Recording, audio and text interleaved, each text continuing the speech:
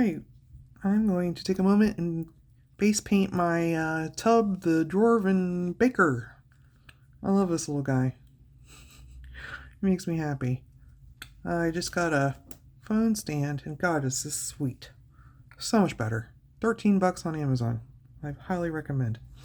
So, I'm going to use a couple different types of paint here. All three, actually.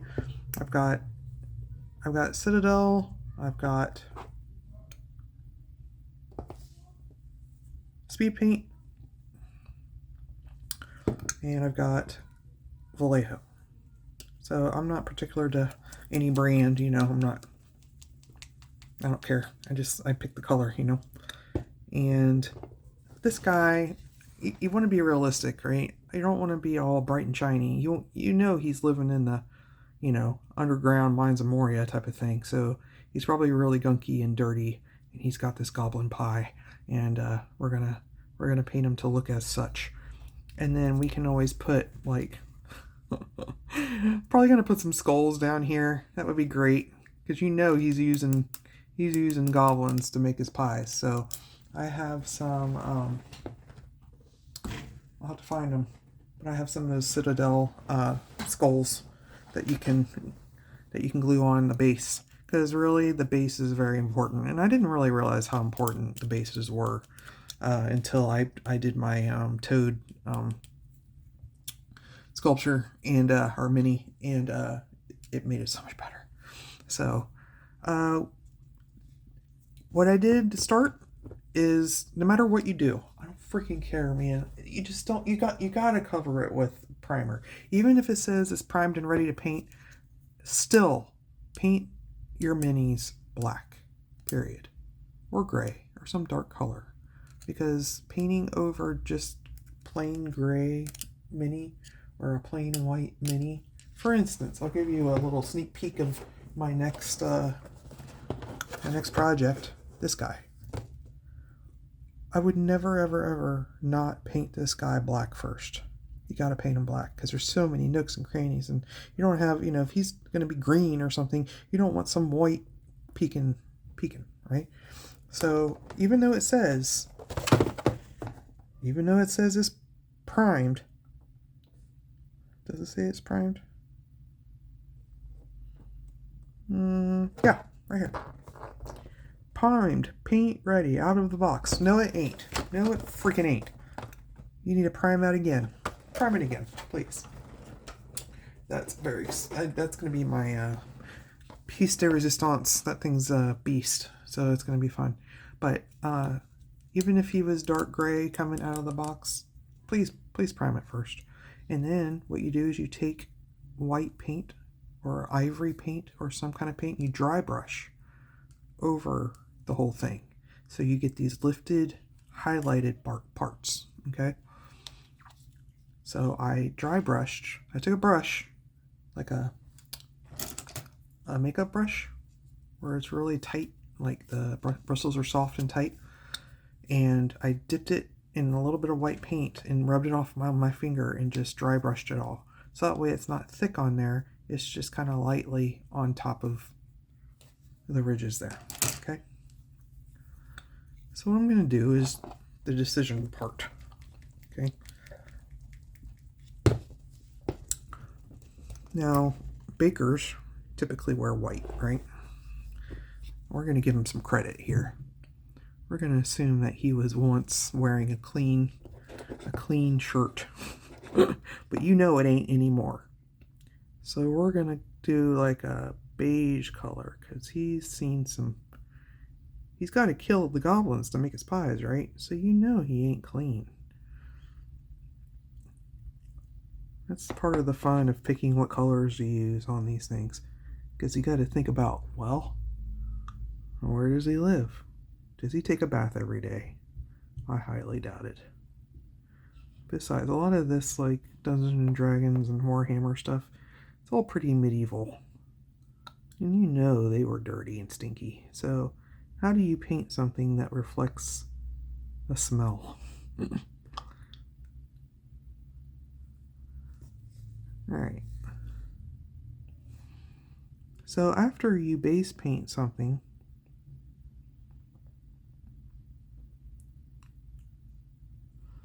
I'm going to leave the... After you base paint something, you're going to use contrast, like a thinner paint to go over it. And then after that, you're going to use a shade paint to go over that.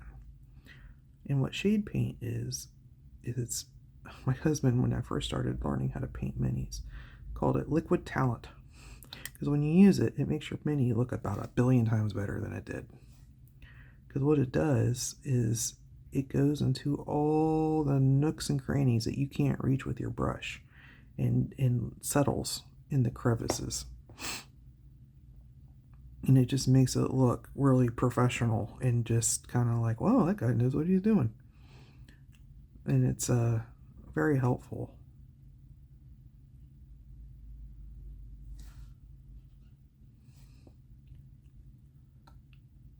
So yeah, you know this guy is kind of grungy. You can always, like, you know, splatter him with some goblin blood.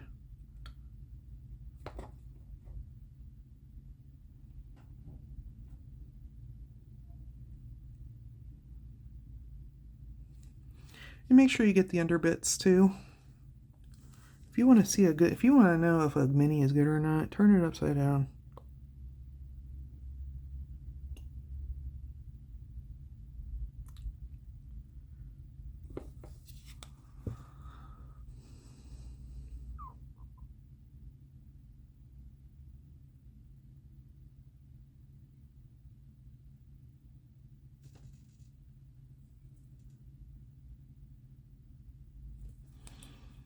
Right.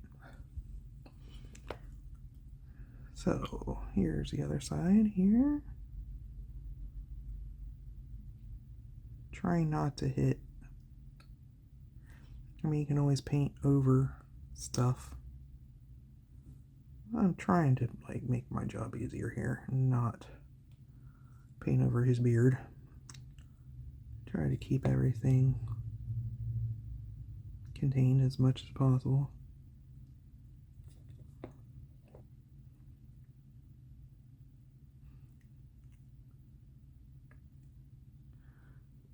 Trying to make sure I can... Gotta watch your phone and watch your painting at the same time. Make sure you can see everything. He's got a little fanny pack on his back, which is funny. Maybe that's where he keeps his killing knives. I don't know. Definitely leads to him using your imagination on what the heck is in that. Maybe it's his spices. You know what? We're just going to go with spice. It's a spice bag. It's got nutmeg and cloves and anise. Ugh, I hate anise. I really do. But, you know he's using that stuff. Covers up dead goblin taste, I'm sure. You know that could do that. Alright. I think this is a different color than his little shirt. Get a really small brush to get in here.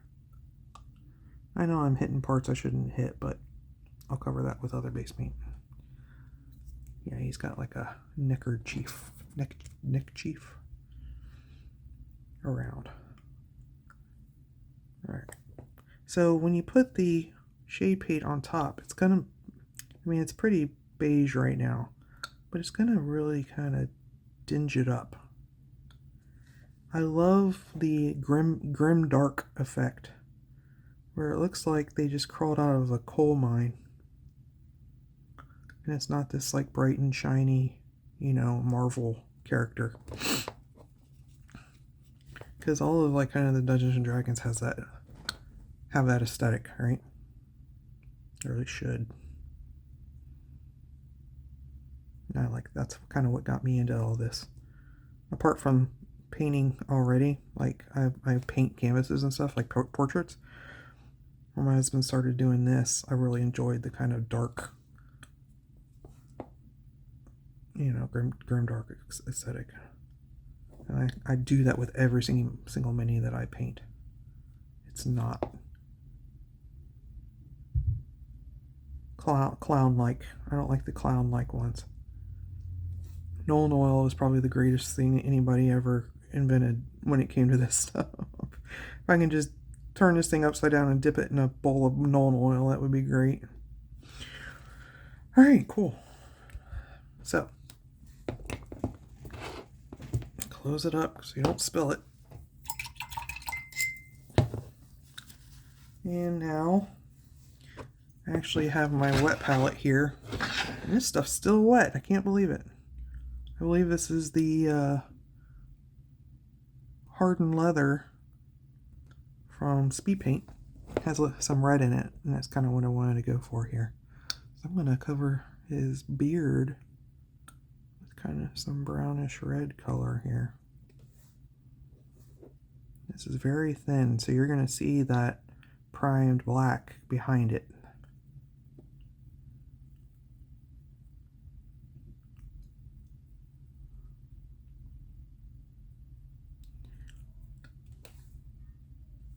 This is super thin. Good Lord.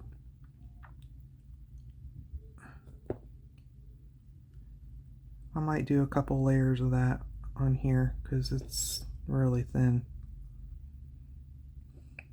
And don't forget his eyebrows. And if you ever want to dab on your skin, by all means do.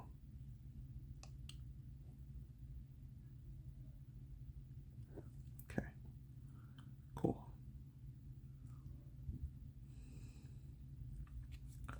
And then I have some dark wood. I'll paint his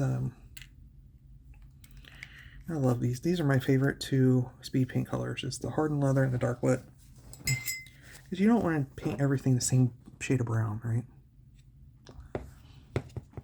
We're going to get his rolling pin here. I mean, if I wanted to be really dark and crazy, I would put, blood splatter on it. But I don't want to lose my appetite completely.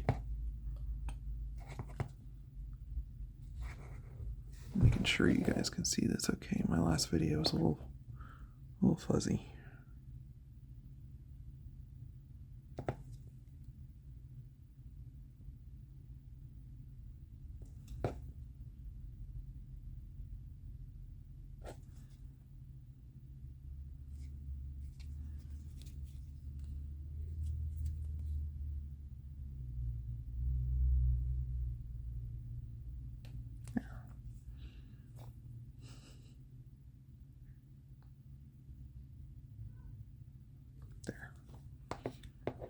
Got a brand new rolling pin. It's bright and shiny. Alright, and then that hat was never white, or at least not for too long. So I'm going to get some pale sand.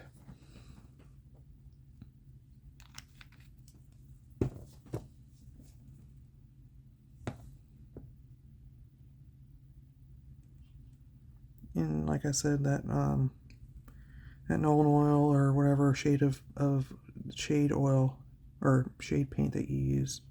Oops, I hit the. Yeah. Oh, there you go. Will dinge this up. Like, we'll make it much dirtier. It won't be so, ivory colored.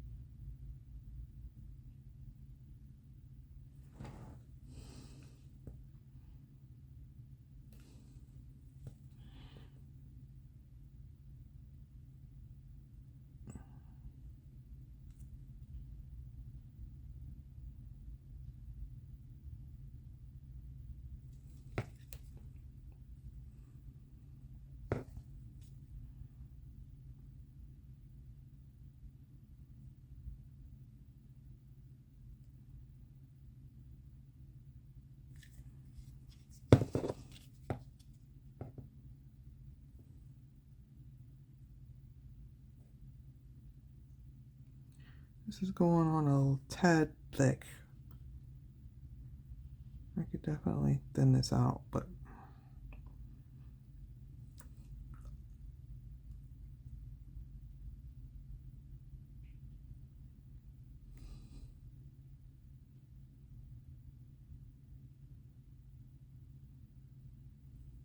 whoop, lost my frame, sorry.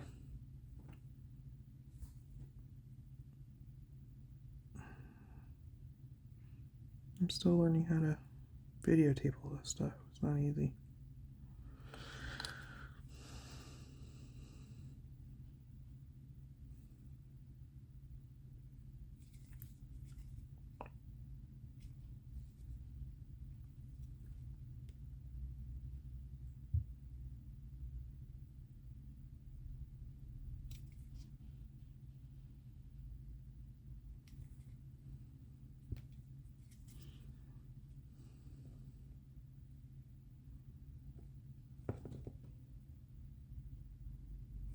Alright. There's this dingy baker's hat.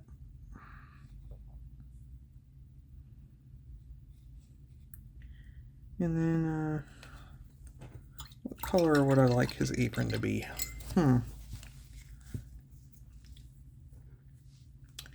Maybe like a burgundy. I love this damn color. I put it on everything.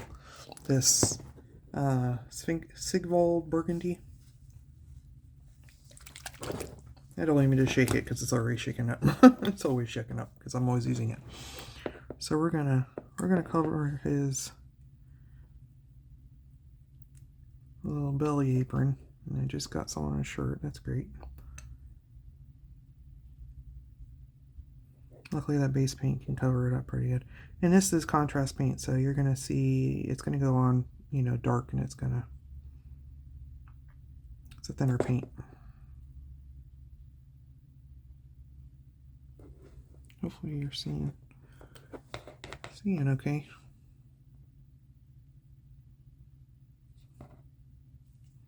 Make sure you get the sides.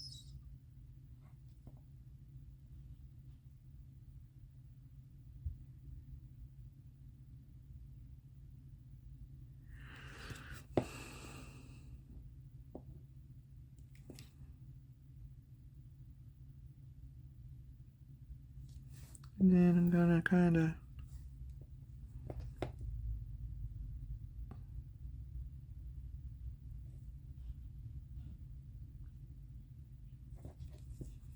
go around his belt.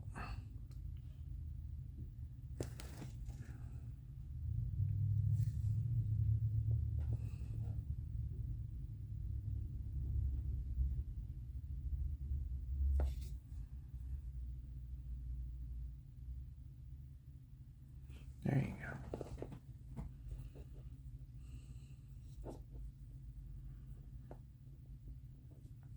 I have a sneaky feeling I'm just going to paint this guy up here too. Same color. He probably used a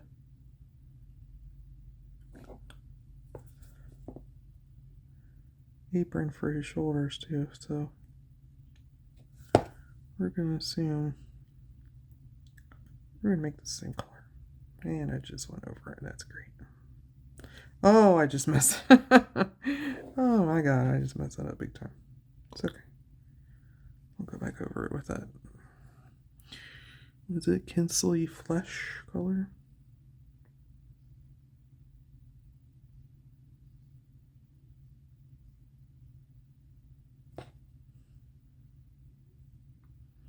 And at the very last step, we'll highlight that so the grooves on it will pop. Right. This is the hard part. You gotta let it dry. I want to keep going, but there's a lot I need to cover. Like right here. Right there, I screwed up. I need to go over that. And I don't like that brown that I used on his beard. I'll probably use a base paint over that. Like a base, like a brown base. But the hat looks cool. I like the hat. That'll look pretty good. And then we'll color the pie here in a minute. And we'll go from there. All right.